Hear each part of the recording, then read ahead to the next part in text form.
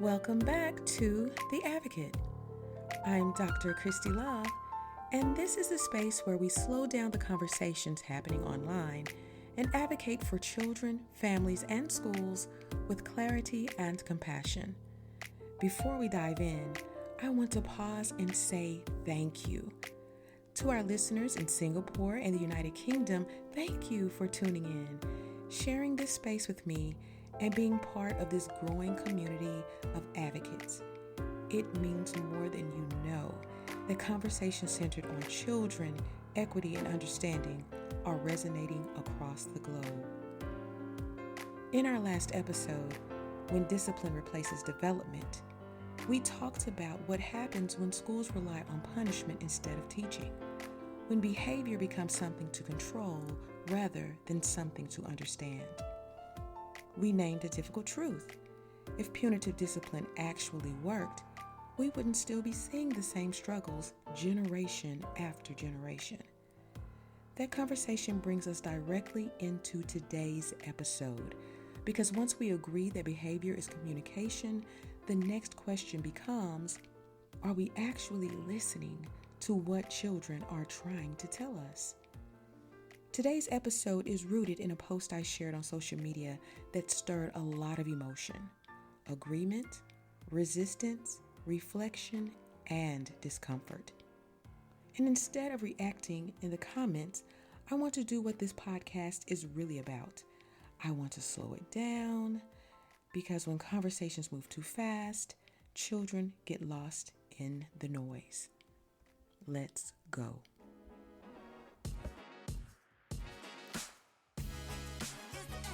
Dr. Christy N. Love is an experienced educator and advocate dedicated to empowering students and families to ensure children receive a high-quality education. She specializes in culturally responsive teaching, restorative practices, and social-emotional learning, helping schools create supportive and inclusive environments.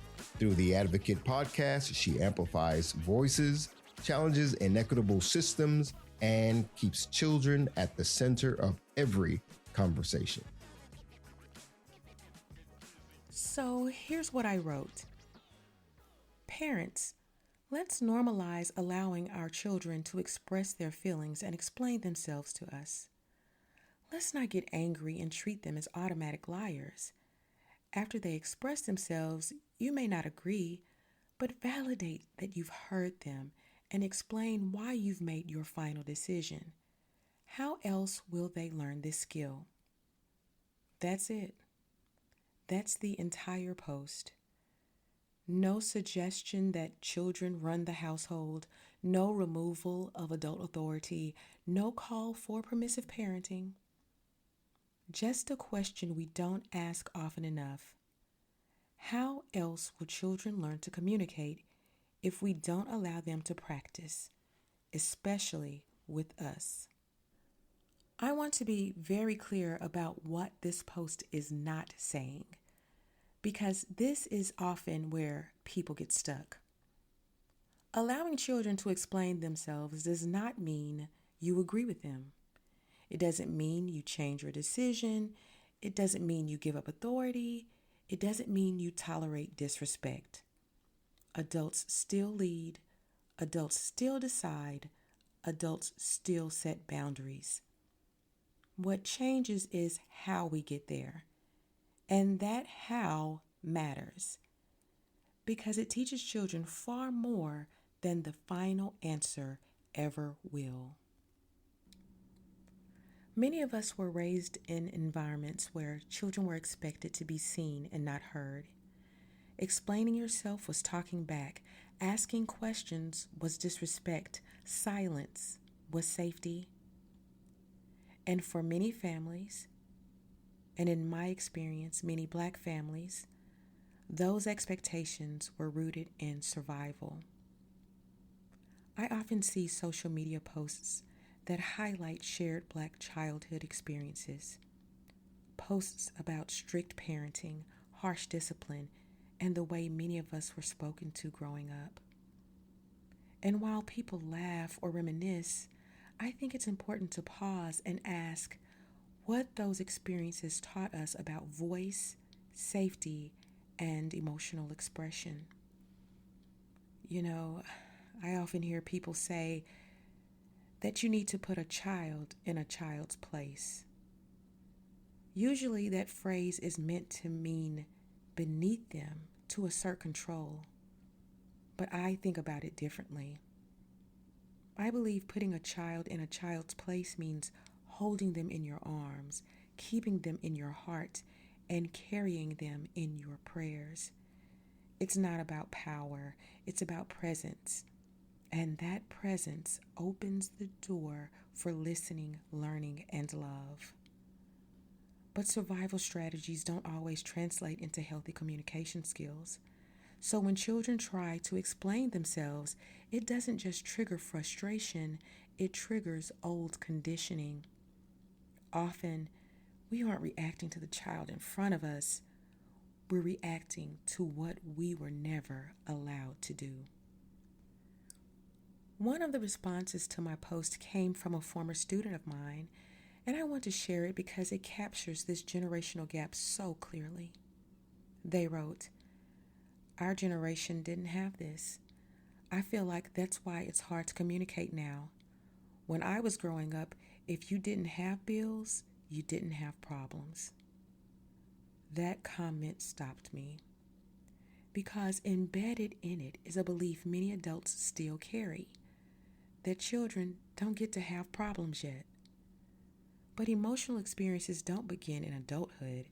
They begin in childhood, whether we acknowledge them or not. When children are told their feelings don't count yet, those feelings don't disappear. They just go unprocessed. And unprocessed emotions don't vanish with age. They show up later as communication breakdowns, emotional shutdown, and fear of vulnerability.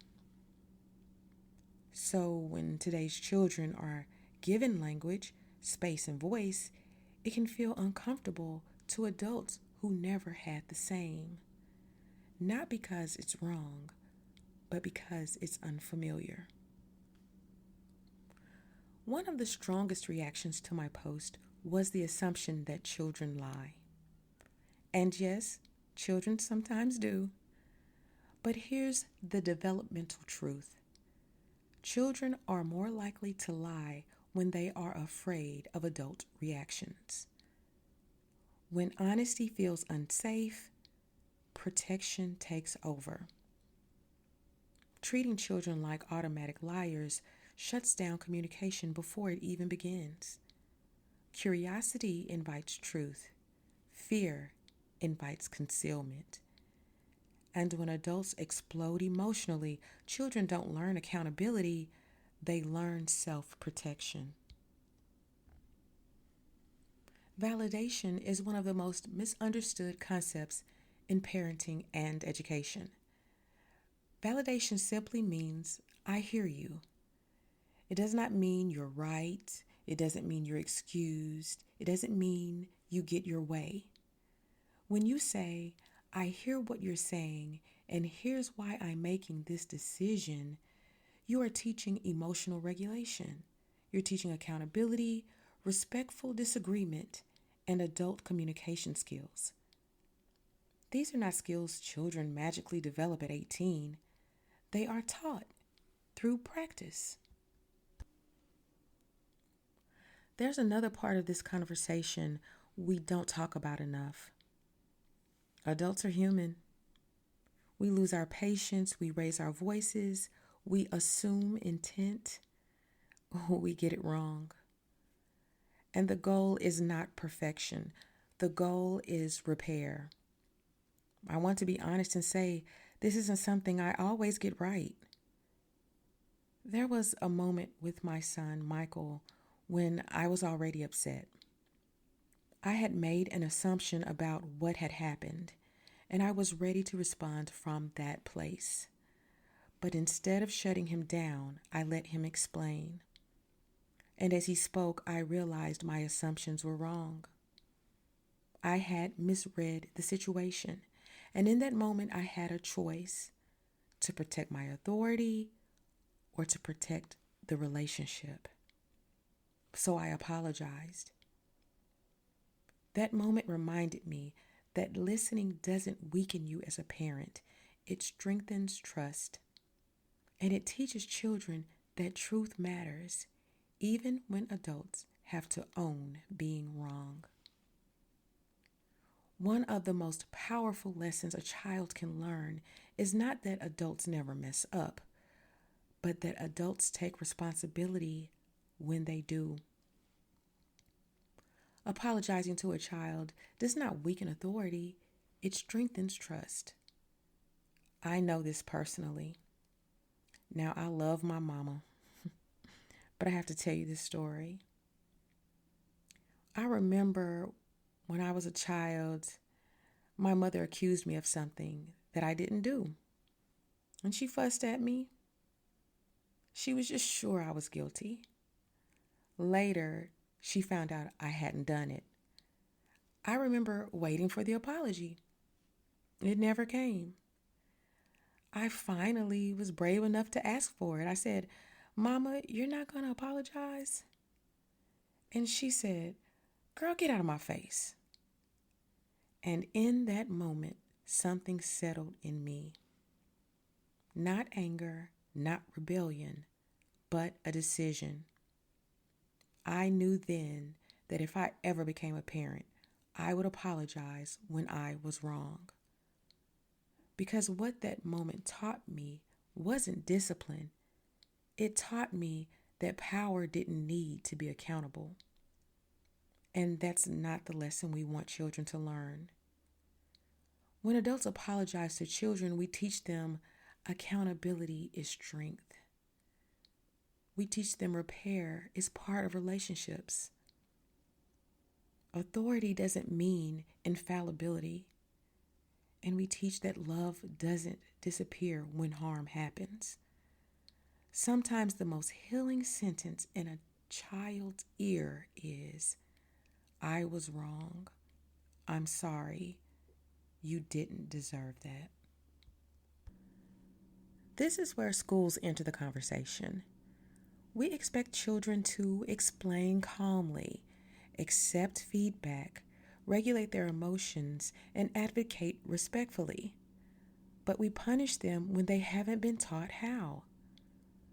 What adults label as defiance is often limited emotional vocabulary, a fear of authority, or a lack of practice being heard. So behavior gets punished instead of taught. And unfortunately, Black children pay the price for this mismatch through harsher discipline and fewer second chances. Advocacy for children does not mean removing consequences. It means ensuring consequences come with instruction. Letting a child speak is not weakness, it is leadership. It says your voice matters even when the answer is still no. That's how we raise children who can advocate without aggression, disagree without disrespect, and speak without fear. I'll leave you with this. Children who are heard learn how to listen. Children who are silenced learn how to suppress or explode.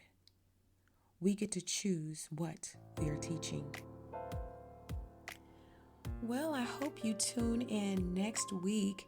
In our next episode, I'll be joined by the beautiful Dr. Unique Rawlinson, author of A Lamp to Their Path, guiding teachers to reconnect with their calling. It's going to be a powerful conversation about leadership, accountability, and what it really means to create school environments where both children and educators can thrive. You won't want to miss this interview. Thank you for sitting with this conversation. Until next time, keep asking the hard questions, keep showing up for children, and keep advocating, because children deserve adults who won't stop fighting for them.